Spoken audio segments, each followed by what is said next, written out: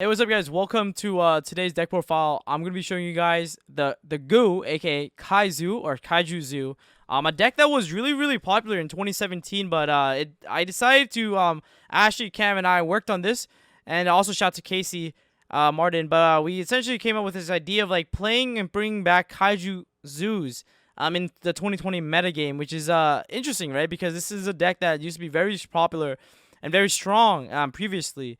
And I believe, if I was not mistaken, it actually won the first YCS that Zoo was legal.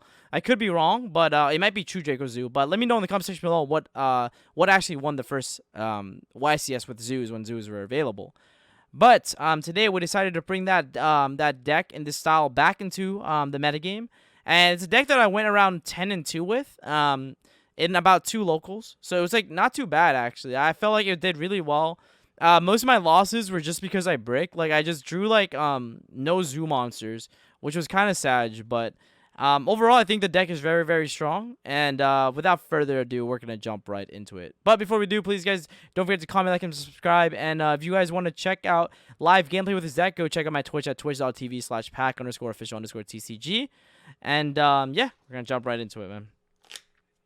I played triple Thoroughblade, triple Ram, and then triple Whiptail.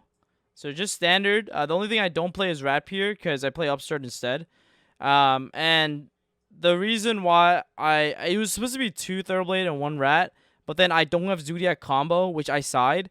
So instead I put in Avarice, and in that case I just played triple of these. And then of course so that's pretty much standard. For the Kaijus, we play one of all of these. You don't want to play any 9s, just because if you give your opponent a 9, they might make VFD with it. But I think these are like pretty good. The 22, the 24, the 27, and then the 33. It's important you have like the wind instead of the dark because the wind can out the barrier statue. But everything else is like pretty solid. Then for the hand trap, we played triple Nibiru, triple Ash Blossom, and then triple Imperm.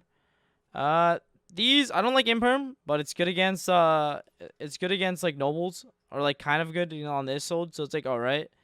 But yeah, I was just decided to play these 9 as like the defensive. I didn't want to main deck Gamma in this deck. The main reason being that like Gamma isn't good or live at all going first. It's like never live. So you want to play cards such as Imperm that's good going first and second, where Gamma is only good going second. And you'll see that logic being applied through like the rest of this deck. So there's that. Triple Tengi for consistency. Triple Cosmic Cyclone.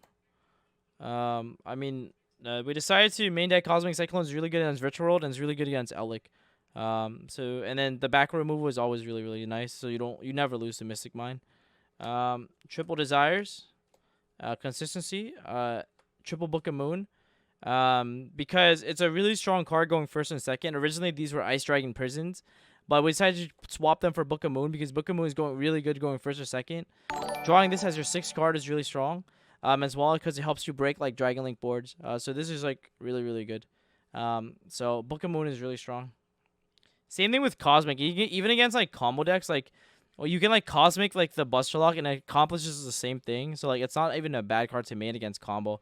If you're playing against Infernobles, you're already losing best deck. So what can you do? So yeah, that was like pretty much the spell lineup in terms of like spells that were ultimate rare. But there's that.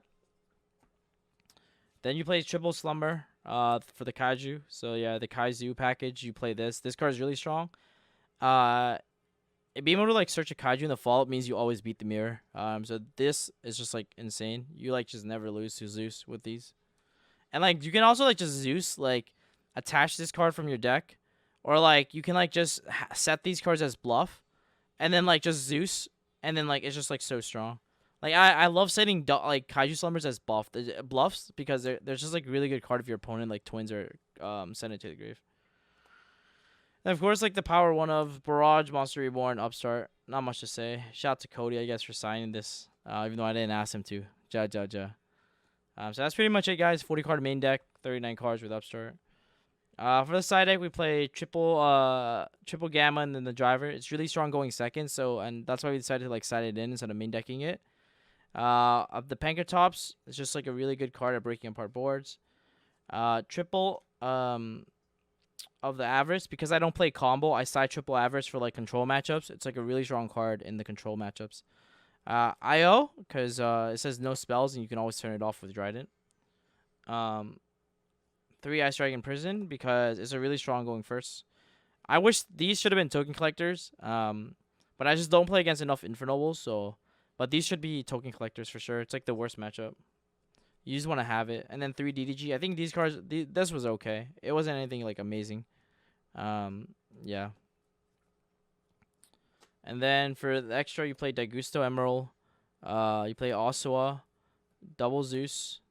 I think these two should have been a third Tiger Mortar and a third Borbo, but I just didn't have it. You might be wondering why I'm not playing D-Shifter. I just don't think D-Shifter is that good. In testing, I realized that, like, when your opponent just goes pass, you just do 400 damage, and then, like, it just doesn't accomplish much. Like, you can theoretically side D-Shifters, but I think main decking Shifters is just not as good as people think it is.